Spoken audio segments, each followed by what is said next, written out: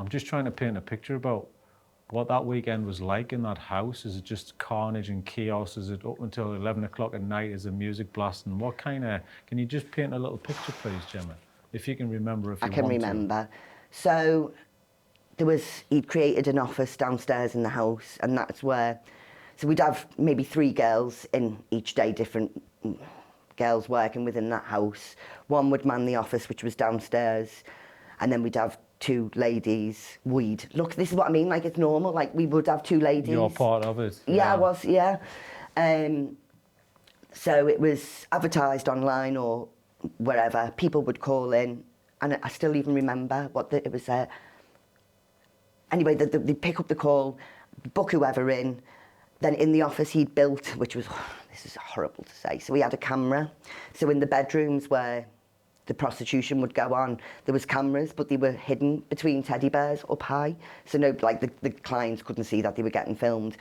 But whoever was manning the office would then watch, obviously to protect the girls, make sure nothing was going on. Yeah, more of a security measure than it was, yeah. But like being a little girl and walking in and then seeing what's on the camera, and it's just like, but it just seems so normal. And then it's like a business operation. But it was, yeah. It was professional, don't get me wrong. It wasn't like banging music. It was meant to be a classy service. Yeah, so you had that.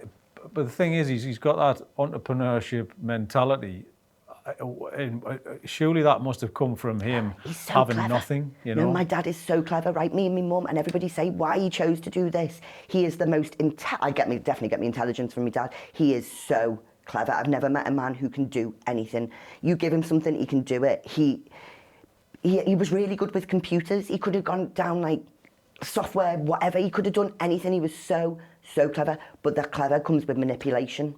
And he was a very good manipulator. Very intelligent man.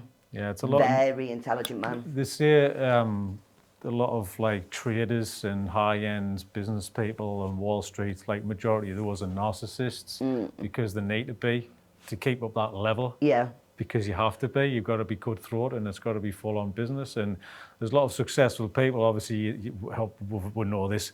Drug dealers. You have to be intelligent because you wouldn't get where you would be without being intelligent. You've got to be smart. You have to be smart and you have to figure out a way, because it sounds like, for me, you're talking about this, you're painting a picture, I'm like, it sounds like a taxi rank, you know, when you go into a taxi place. You've got a phone office, literally, you've got a room, and then you've got literally, nail head, it was like that. It was crazy. And that's your life pretty much until you're 13. And then 14. So what's that first day when you have to mention something to your mum? What is that? Have you been thinking about this beforehand, building up? He wanted me to go away somewhere. My mum knows this, but he wanted me to go somewhere, and I was like, Mum, I don't want to go. And she was like, why, babe? And I was like, I've just had enough. And I kind of said, I didn't even have to say, I think she'd already clicked on by that point that mums aren't soft. And she went, right, Dad, I'll tell your dad now. So anyway, my dad came to the door and she opened the door and she just went off. You are not going anywhere with my daughter. Slammed the door. And I remember she slammed the door and she was shaking because she was scared. She's still, you know, and she just hugged me. And I remember us hugging in the hallway, just crying. I was like, thank you, Mum, I really didn't want to go. She was like, it's all right, babe, it's all right, babe.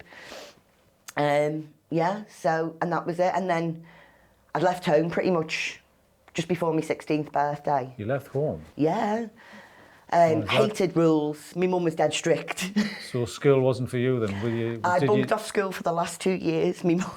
What's the reason for that, though, Jemma? Are you bunking off because you hate school? Or are you bunking off because you see another world which is more familiar to you than school is?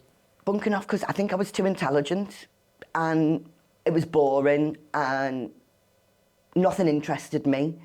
So I bunked off. I used to go and hang around my boyfriend's house, or we'd go bunk on a train somewhere. There was a group of us that bunked off for about 2 years.